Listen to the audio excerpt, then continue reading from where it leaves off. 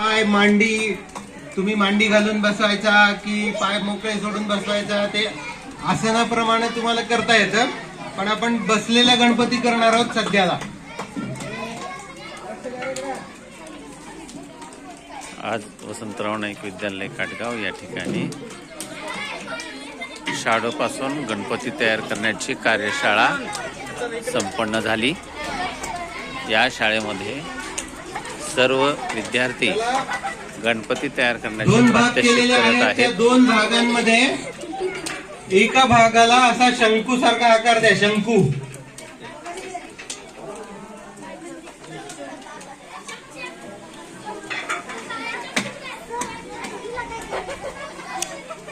एका भागापासून दोन भाग करायचे. त्या दोन भागाचे तसा शंकूसारखा आकार तयार करायचा.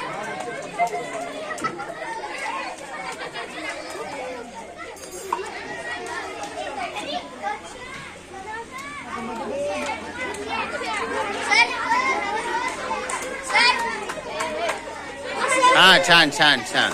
तसे दोन भाग करायचे. हा